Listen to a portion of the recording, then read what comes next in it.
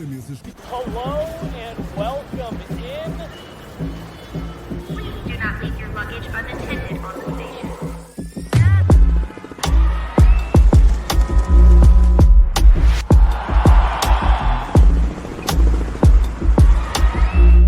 Welcome to the show. Hello, welcome in. We are back. Grill Sports Off Ice Post Game live. Jesse Montano, Megan Angley, and Megan. It's been a while since we've had a game to talk about. It feels like. So we're gonna get into this game, obviously, but just nice to be back talking about an Avs game with you. How you doing? I'm doing good. It is good to be back and watching some Avalanche hockey. Feels like there's a lot of questions left for them to answer coming out of the break. So it's exciting to just see it get going again. Yeah, we're into the final 25 games here. Avs looking to grab as many points as they can, and they needed points tonight. They did not get them. They fall 2-1 to the Nashville Predators. In Nashville, they will fly to St. Louis tonight, take on the St. Louis Blues. Same time tomorrow. The Blues also playing tonight, so both teams will be coming off a back-to-back. But Megan, 2-1 in this one. It felt like the Avs controlled the bulk of the play. Overall, give credit to UC Saros, played really well after a really bad Four Nations performance for UC Saros. This felt a little bit like a statement game for him. Avs couldn't get anything to go, but I don't know. I didn't have many huge complaints about what we saw from them tonight up until the late going, but we'll get into that later. Your overall thoughts just off the top, Avs dropping this one 2-1 to Nashville Predators. I saw one of the kind of questions or comments that had come through from Katie was about if this is one of those kind of trust the process games. And I do feel overall I like a lot of the things that the Avs did. And I liked a lot of things across the whole lineup. I think lately the things I've liked about the Avs have come from the top of the lineup. And so walking away from this one, there's a lot to build upon. I think you're obviously seeing a team shaking off the rust in some ways. But I also felt like from the first period on, there was compete. They were battling along the wall to try and win some of these puck battles. And so I liked seeing that pretty much from the whole of the group. And that's why I'm not too distraught over the result. But I also know that these games just matter more and more with each passing day. Yeah, the hard part for this one is it's what Jared Bednar told me a couple weeks ago on the road. He said, "Look, I'm tired of I'm tired of not getting the result. Yeah, we have good games. That's all good and well. We need results. We need the points right now, and that's the part where, what you feel about tonight is. I'm with you. I don't think there are bad things. I actually even really liked the pop early on. I thought there was good energy. I didn't think guys looked rusty at all, and yet." You just don't come up with the result. And I guess that's the disappointing part. Were you a little bit surprised maybe with the lack of offense from both sides? I really was. I was expecting a little bit. We've seen some high scoring games already today in the NHL. I was expecting maybe some rust. Goalie's not quite back in it yet. 2-1. Were you at all surprised by the fact that defense was pretty impressive from both sides?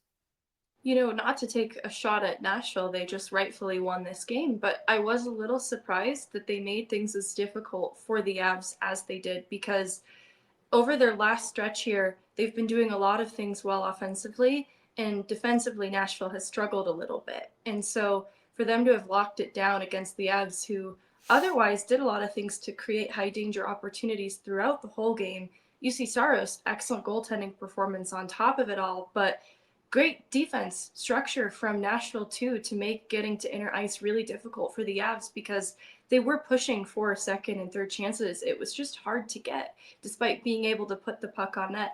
And from Colorado's side, they did a lot of the right things to make it hard for Nashville to get any easy goals too. I really like to see that because Wedgwood, it's his first game back after missing some time. So I think he would have needed a little extra support coming back from the break and having missed a little time because of injury. So in some ways, I'm not surprised by the Avs' defensive effort. That's sort of what they should be committed to doing on a nightly basis.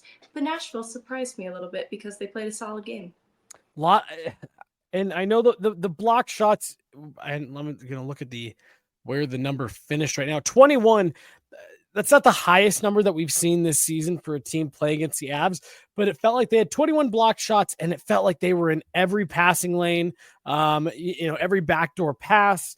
There was a Nashville stick somewhere in the mix. So, like you said, give credit to them. They did a good job getting in lanes, and even late when the Avs were looking for that play going across the ice, when they had an empty net, Nashville was on top of it. I think two guys got a stick on it before they were able to get it up and out, and essentially, ran out the clock.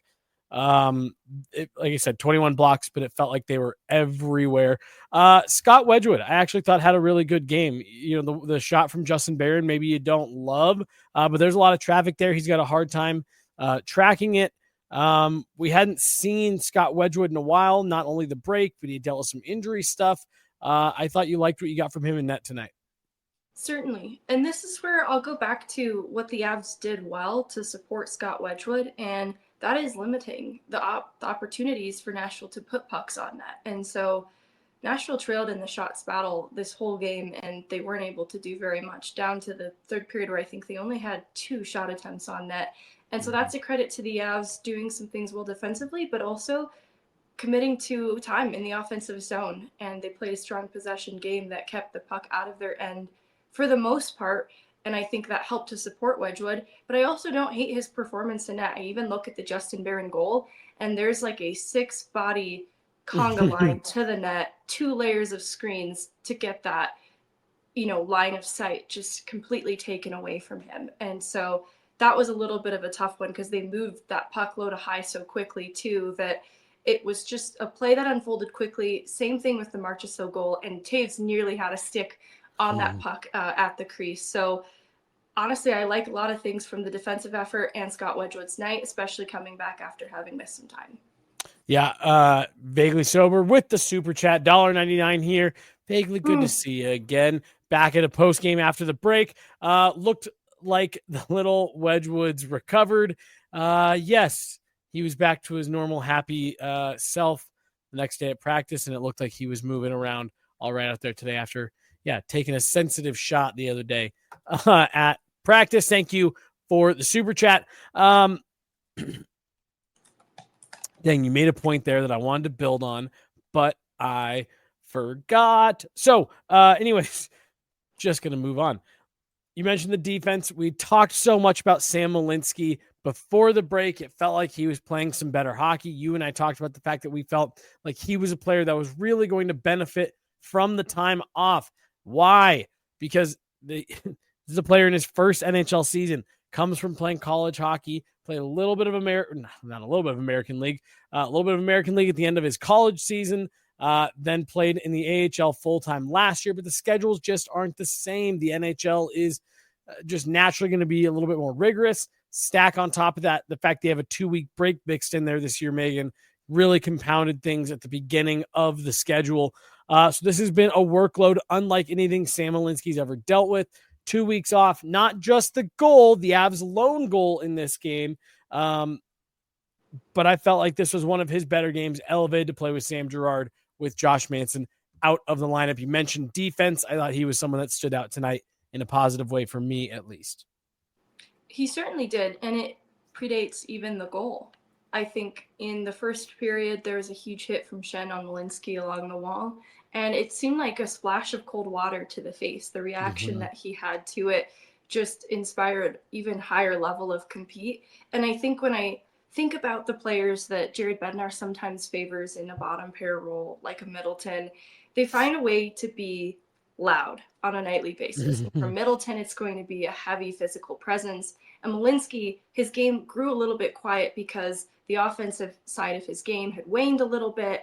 And so the worry was he needs to find a way to be noticeable shift by shift. And it doesn't have to be goal scoring every shift. Yep. And what I liked is that level of compete. He kind of found what was authentic to him as a player and his identity as a player. And that was putting pucks on net and moving the puck, distributing the puck. You look at the shot attempts for Malinsky tonight, and it's among some of the highest we've seen yet. Yep. And that starts before he gets the goal. That's him getting rewarded for doing the right things. And so there's a little bit of confidence, too, that you see him playing with after he does put the puck in the back of the net. Yep. And it's so important for Malinsky's game because it is different from a Keaton Middleton, but it's still important for him to show up, and it's just going to look a bit different for him. And I think he did that tonight. The part that I think, one of the parts that I think makes a game like tonight disappointing in terms of the result that you get.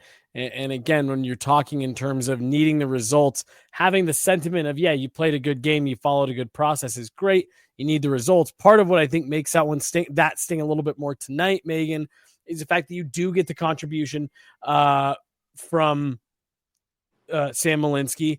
Logan O'Connor hits a post late in the game, gives you a really good opportunity. Nathan MacKinnon played really well. 8 shots on goal tonight for Nathan MacKinnon. Cale Makar adds another 4. I thought they were really good. I thought Devon Taves looked like he had jumped right back into things. And really, Marty Netchis, I didn't think he was bad. Obviously, the offense was a little bit more stifled tonight. There wasn't as much free flowing for Netchis to kind of get into that game that we've seen in the games that were leading into this or into the break. Now as we're coming out of it. So, take it with a grain of salt here and there, but overall, I felt like you did get a pretty strong performance from your top guys as well. You got your top guys that played well. You got production from the depth.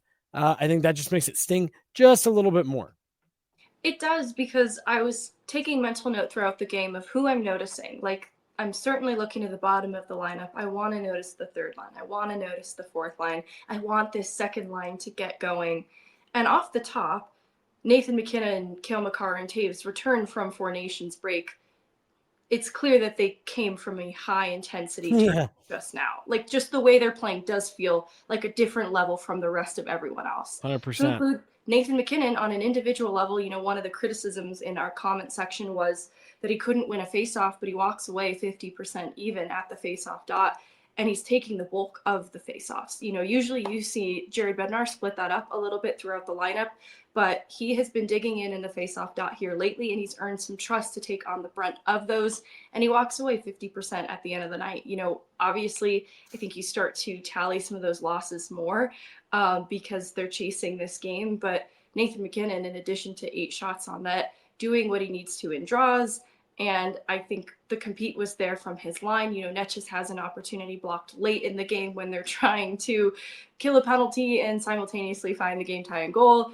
Cale Makar, another player who had several opportunities that were just blocked by a Nashville team that played pretty well in their own end. So top line, they're showing up. The top pairing, they're showing up.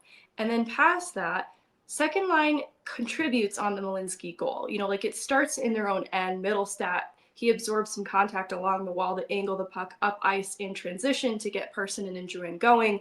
They use their speed to get that puck into the O zone. The drop pass from Drouin to Malinsky makes that goal happen.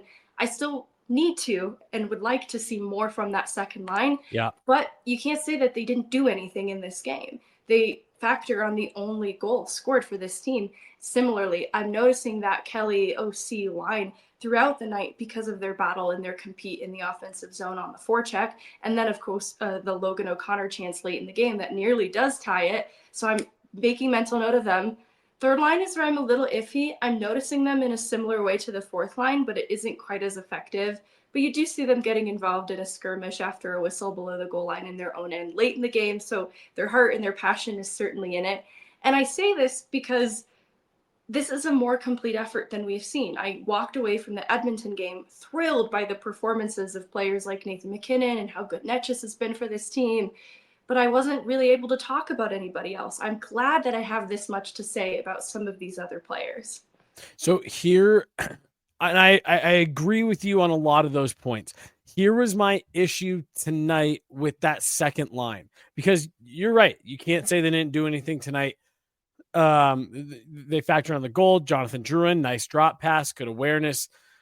That line, and really Casey Middlestat in particular, still just too many stretches where they go invisible. Too many stretches, too many shifts where they aren't a factor and they go out there and just kind of burn gas for 45 seconds and then get off the ice.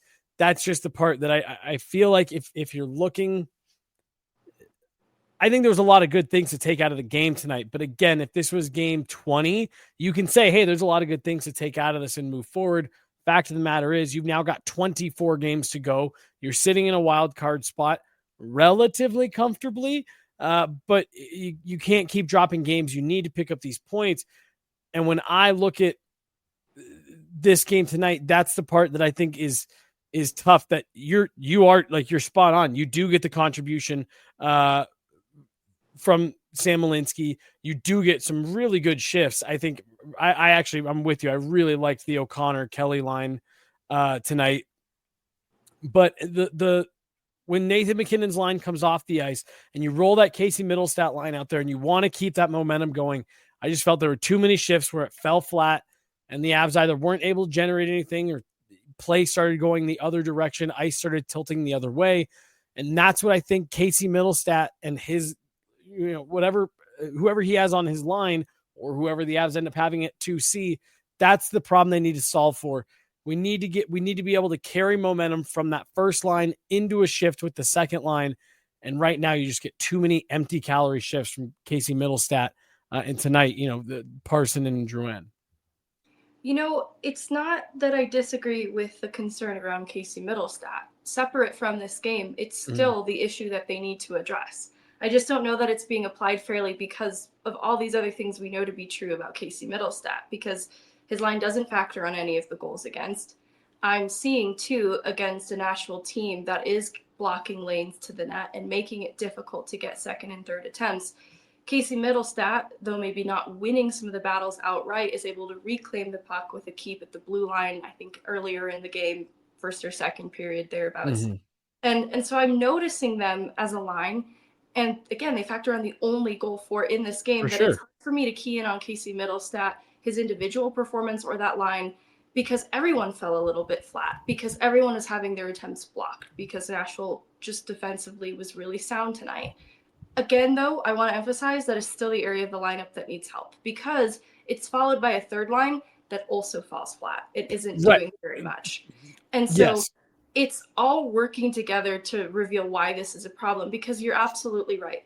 This was a game where the Avs wanted to keep at least within a 2-point striking distance of Minnesota. Minnesota wins tonight. Avs lose. Now it's a 4-point distance. They're trying to climb in the Central Division, and these games are important because it's a back-to-back tomorrow against St. Louis. It doesn't get easier for the Avs, though they do typically play well in the second leg of a back-to-back. They're not doing themselves any favors to have a second-line center who's not playing to the level of a second-line center. And so I want to affirm that I do agree that it is still a problem because when you're in a game where it is tough to get the second and third chances because Nashville's blocking your attempts, then you need a little pop. And you're hoping maybe it's Nathan McKinnon, maybe it's Cale Makar, or your second-line centerman, Casey Middlestat. And too many times this season, it hasn't been him. That's not the guy that you can look to have the pop when you need it, when maybe the first line is being stopped.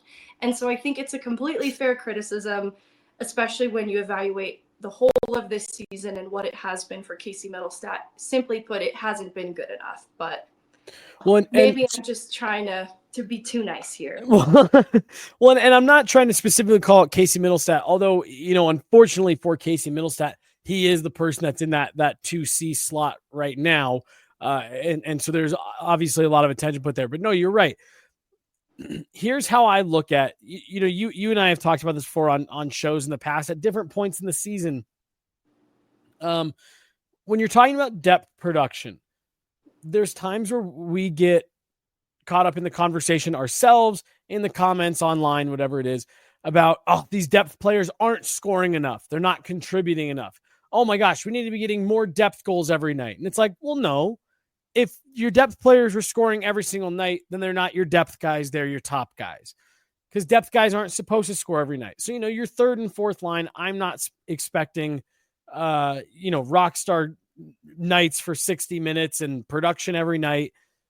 But you are 100% correct, Megan, in that what I'm really pointing out is that the second and third line, they're just not being as effective as you need them to be for a second and third line on a night like tonight. I'm with you. I don't think this was Casey Middlestat's worst game. Jonathan Drouin, the second line, factors in on that second goal. Juuso Parssinen had a nice chance, I believe, in the first period. It definitely was not an overall, total negative.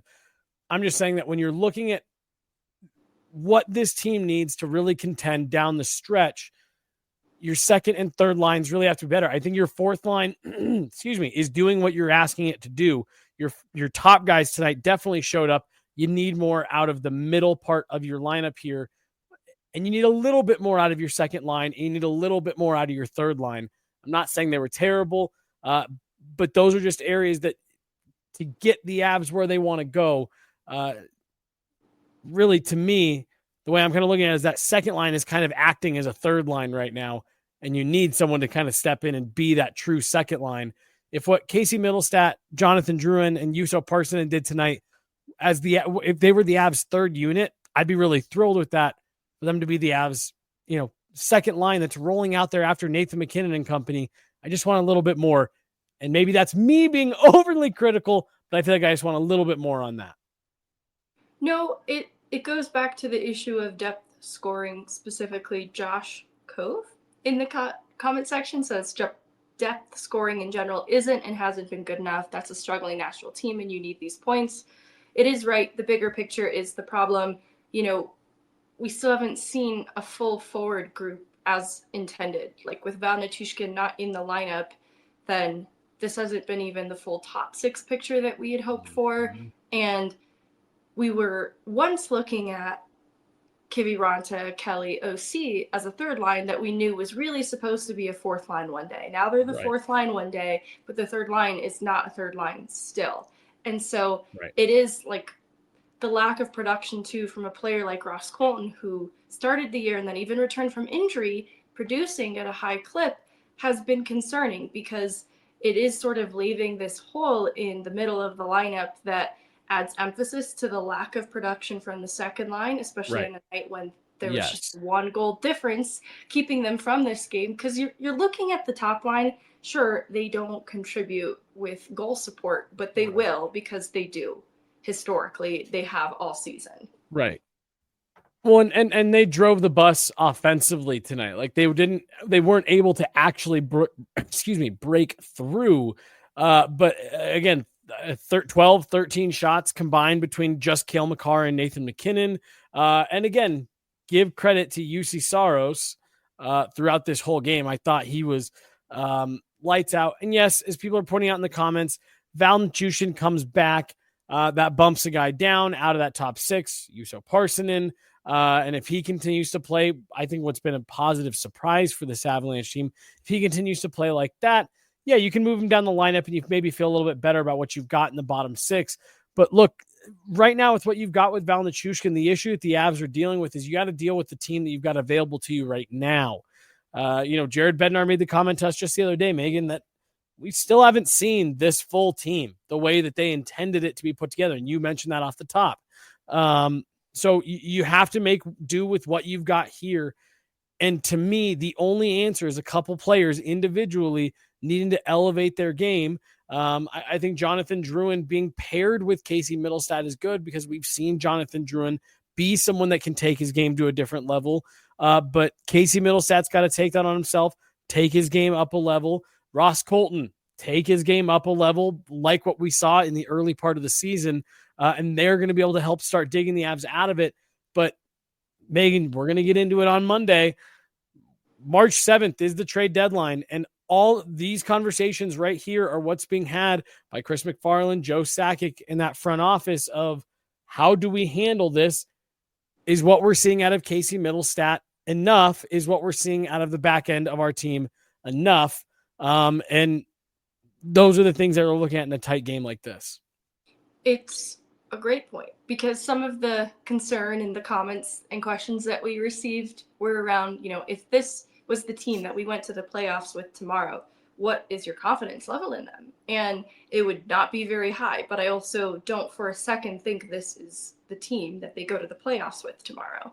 They're going to make another move of some kind. It's just the reality. And frankly, I think they've identified Casey Middlestat as not a great fit for this team right now. We've talked about the reasons as to why at length. This isn't to key in on Casey Middlestat harshly, right. I think that we're in that room and we have been for a little bit now. So I'm just counting on this team looking a bit different come playoff time. And there's parts of it, though, that I think will remain the same.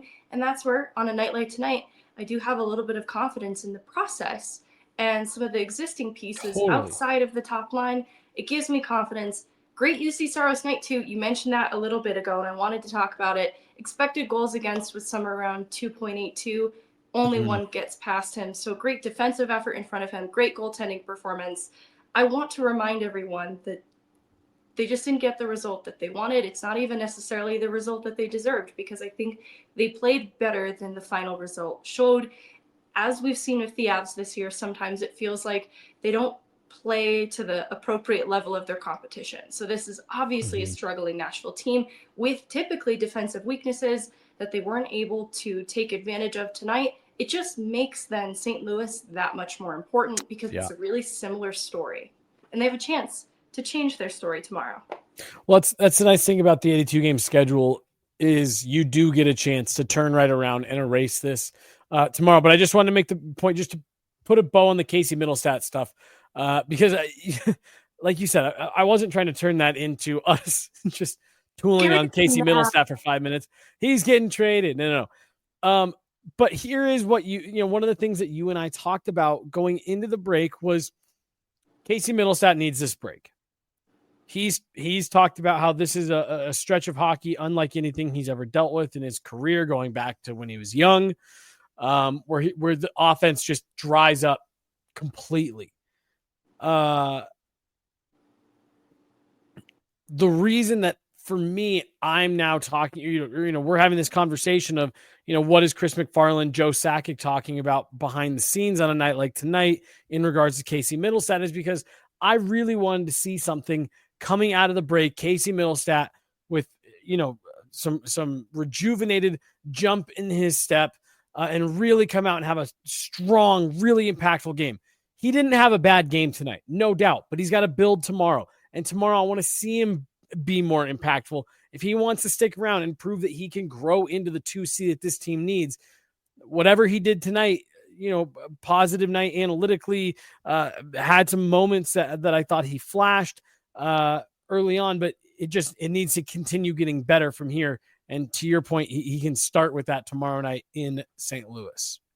Because here's the other side of it. Sam Alinsky answered that call, comes out of the break with a great game, a strong game. He's in an elevated position from what we've seen, and it's one that he didn't particularly thrive in on that second pairing earlier in the season. He changed his story tonight, and obviously he has to do it more than once to really earn that place in the conversation. But for Casey Middlestat, I feel pretty settled on the fact that it might not be a great fit for him in Colorado, but I still want what's best for him as a person, player, and I want what's best for the organization. And all roads point back to Casey Middlestat needing to come out of this break strong, because his next destination, whether it just be continuing on with the Avs or getting a change of scenery elsewhere, is dependent on his play even still. And so it is in his best interest to be a strong player right now and command a little bit more attention and a little bit more desirability around the league. And it only benefits everybody involved to do that. Well, and there was someone who was in the comments recently talking about how, we had both said, "Oh no, ride it out with Casey Middlestat," and now they're saying, "Oh, now you've changed your tune." I saw it. And again, it's as we've talked about before, and as I'll say again right now, he is a player that if you can't find an absolute clear upgrade at the deadline, which, by the way, spoiler, is a likely scenario here, that you don't find a deal that you say yes, this is clearly better than Casey Middlestat. This is still a player with upside. This is still a player with 32 points this season. And it's a player that you've seen play well in your system before. However, what has changed is that we've now seen this go on longer than we all expected it to, without it taking any type of reasonable turn where it's like, okay, he's clearly coming out of this. And so now, you are at a point where, to Megan's point earlier, this isn't a roster that you're ultra comfortable with going into the playoffs. You're a wild card team for a reason. You want to get better. You want to find areas to improve. And I think if the Avs can find a way to improve on Casey Middlestat, they should do that. We don't need to spend any more time talking about Casey Middlestat. Megan, do you have any other thoughts on this game here tonight before we take a couple questions here from Twitter? No, let's take some questions. All right. And we didn't even get into, and I'll get into it real quick. I told you right before we started, I hated the way that the Avs ended this game. You take the unfortunate penalty. It's the double minor. You know, what can you do? I didn't like the way that they played the next 90 seconds plus. They went into super penalty kill mode, sitting back, no forecheck, just kind of letting the Preds sit there and chew up seconds off the clock. There was at one moment that Yoel Kiviranta looked like he was really unsure of what he wanted to do, if he wanted to try to force him to do something or sit back. And then it wasn't till less than a minute left they put some of the big guns out there and, you know, attempt to get Scott Wedgwood off. I just thought it was a really weird way to play that final 2.5 minutes there. But, you know, I don't know what was discussed on the bench of how they wanted to approach that. I just found that really weird. Yeah, I like they win the initial draw at the start of that kill, which is great. And then the play is offsides, and the next draw they lose. And so I think there were nerves, and that's where I'll give them a little bit of an out with respect to rust. Like, I think there was this panic of we don't want to ensure we're the reason that we lose this game because it's still within reach. So we want to be smart and play this smartly. And I think it was erring on the side of caution maybe a little bit too much in not wanting to make mistakes. But obviously you can't come up with a goal without being a little bit bold and risky in that situation either. So I think it's also something kind of unusual that they don't typically practice. So I won't key in on it too harshly. I think they were just trying to be cautious. Truthfully, I'm going through these questions here now, and we've addressed a lot of this stuff. Okay, you're right, because I was referencing a few people's questions. Yeah. The one thing that I will ask you about, though, is what are your thoughts on, you know, Jared Bednar likes to keep his pairs. So, you know, keep maybe Nathan McKinnon, Marty Netchus together, maybe Drouin and Middlestat. But your thoughts on maybe mixing up some of the forward lines a little bit beyond what we saw here tonight? Well, since the second line has not inspired enough to keep it completely intact, and I'm envisioning a future with Juuso Parssinen on a third line, I think we should see what that looks like and maybe elevate Ross Colton for a game and see if he can get some of that puck touch back into his game that's been missing and has hurt his overall production playing with Middlestat and Drouin. But honestly, it doesn't even have to look like that specifically. The issue is the middle six in particular, so that should be the area that he can afford to tinker with because it's not like they're doing anything so perfectly right now that he can't afford to break any of those two lines up at the moment. I do wonder just a little bit if you try a Lehkonen, Middlestat, Colton line and you put Drouin with Nate and Marty Netchus and just give Ross Colton a couple guys that just like, yeah, you're going to shoot and make plays on this. They're going to grind out. They're going to do, you know, they're going to go below the goal line. They're going to go to the front of the net. You got to be the hands and the shooter, you know, on this line, and then put the you know, Nathan McKinnon, Marty Netchus playing off each other so well out there with a playmaker like Drouin.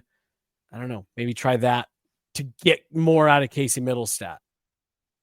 Yeah, you know, it's tough. We've been in this room now for a good amount of the season. Like, well, what can we do to get more out of Casey Middlestat? Yeah, right, sometimes it comes at the expense of someone else too. Yep. Like his Drouin's game maybe grown quieter than we would have seen it if he was playing up on the line with Nate, for example. So it stinks because you want to get the most out of your players, but you also don't want to, in trying to inspire another, sacrifice something from the other. So right. It is a bit of a juggling act, but I would love to see a player like Drouin get some more opportunity and a Ross Colton temporarily because I think that he needs to get his groove back. Get his groove back. Ross Colton looking to get his groove back. I think that's going to do it for tonight. Megan, you and I will be back tomorrow in studio. First intermission report, second intermission report, and post game as the Avs are taking on the St. Louis Blues. Same time, 4 p.m. Mountain tomorrow. So make sure you are tuning in right here. Guerrilla Sports, like I said, first intermission and second intermission report, as well as a post game live coming to you from the Guerrilla Sports studios, powered by Trusted American Mortgage. Megan, any final thoughts on this disappointing result for the Colorado Avalanche here tonight? No. That is gonna do it. She's Megan Angley. I'm Jesse Montano. Like I said, same time, same place tomorrow, but earlier instead also. Have a good one, everyone. We will see you then.